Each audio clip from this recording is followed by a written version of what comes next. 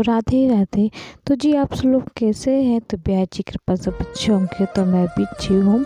तो बस नाश्ता बनाने जा रही थी। सुबह इनके पापा का टिफ़िन वगैरह मैंने लगा दिया था। तो बस उसके बाद मैं किचन फिर साफ़ कर रही थी, क्योंकि जब मैं रोटी वगैरह सेको टिफ़िन लगाऊँ तो थोड़ी बहुत हो जाता है। तो इस वजह से जो आटा वगैरह गिरता है मैं पहले किचन साफ़ करके उसके बाद ही फिर नाश्ते की तैयारी कर रही थी।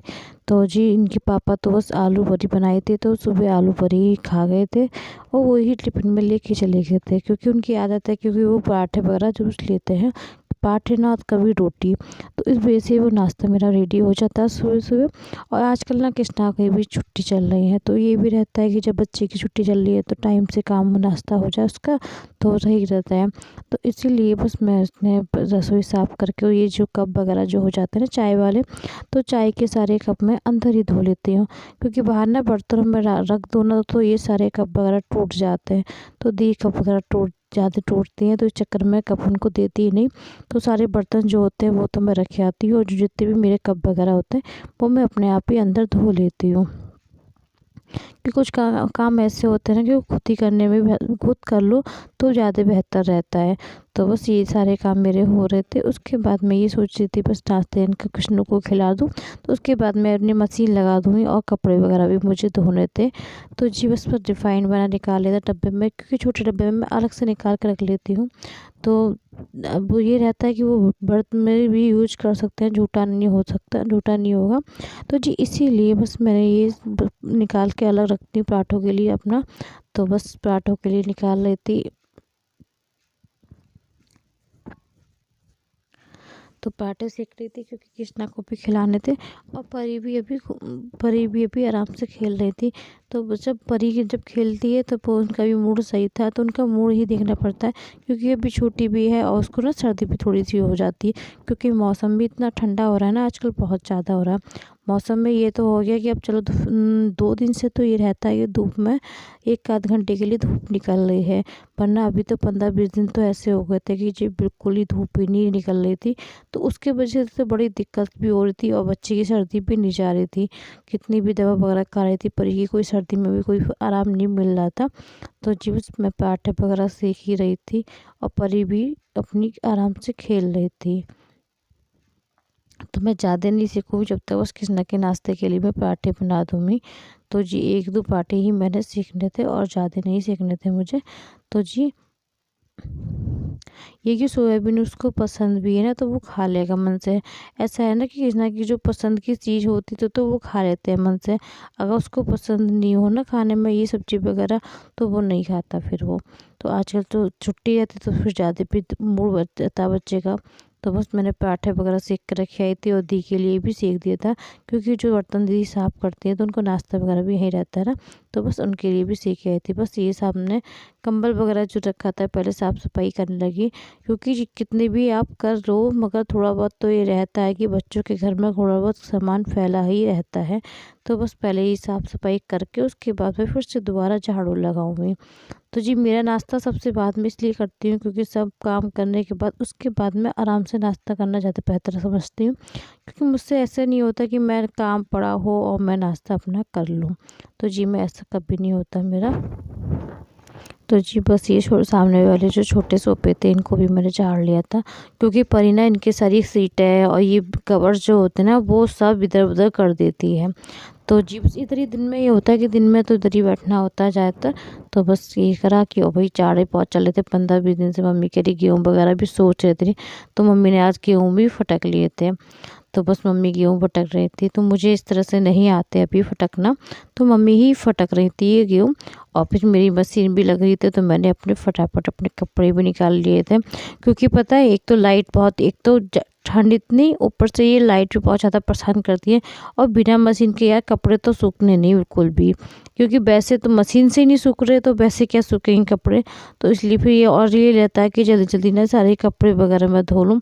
तो इस चक्कर में मैं सारे कपड़े, और सब इस टाइम मोटे कपड़े होते हैं, जर्सी वगैरह सब होती हैं, अगर बिना डर के तो काम ही नहीं चलेगा ना। तो इस चक्कर में फिर मैंने कपड़े वगैरह धोए। और कृष्णा की फरमाइश थी कि उनको पराठा उन्होंने नहीं खाया था पेट भर के, कि उनको मैक्रोनी खानी है। तो मैंने मैक्रोनी बॉयल वगैरह रख करके रखी।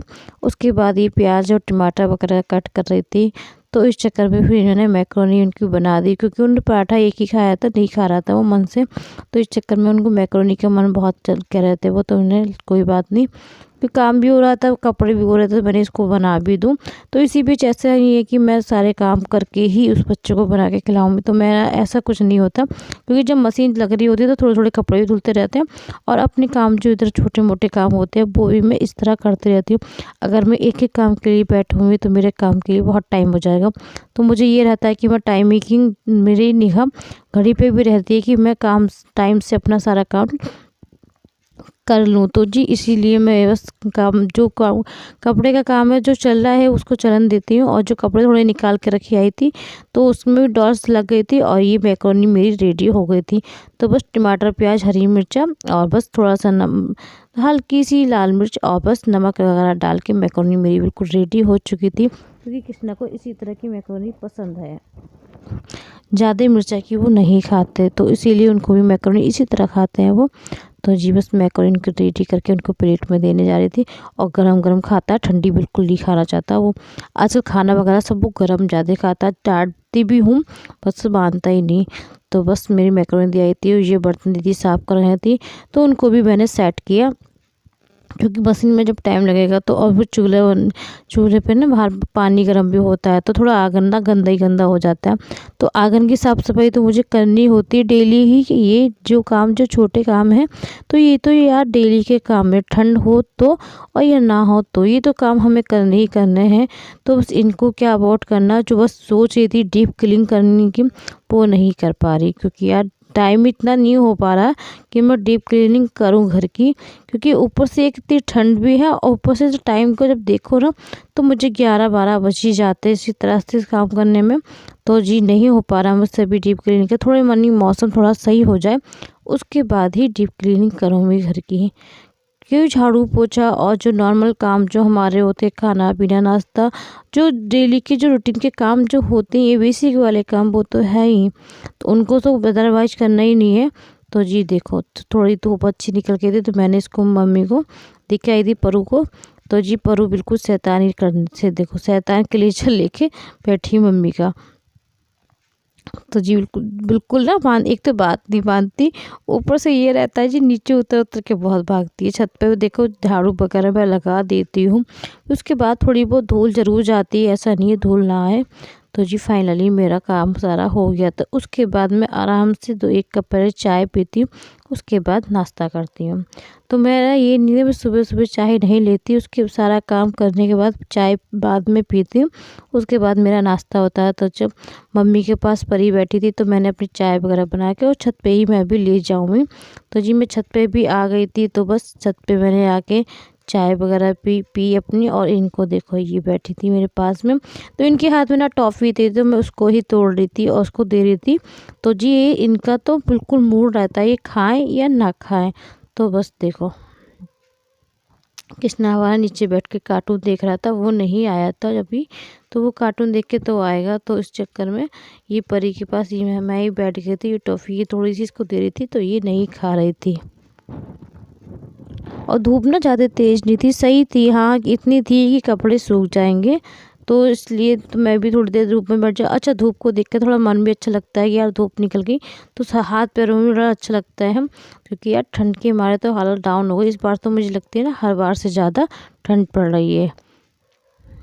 देख चाय पीने के लिए बड़ा पसंद करते, और आजकल ना चाय पीने का बड़ा शौक चढ़ा है परी को हमारी, तो चाय बहुत पीना चाहती हैं जे।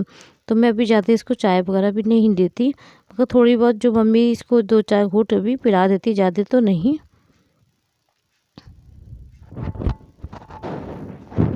तो जी बस छोले की तैयारी हो गई, शाम को छोले बनाएंगे, तो छोले मेरे बॉयल हो गए थे। उसके बाद मैंने गुनगुना पानी करके थोड़ा सा बेकिंग सोडा डाल के अब मैदे को अच्छे से गूंद के रख दूँगी इसको 5 या 10 मिनट के लिए रेस्ट पे। तो जी आप सबका एक खुशखबरी थी, तो बस इसीलिए आप सभी को बहुत बहुत दिल से धन्यवाद।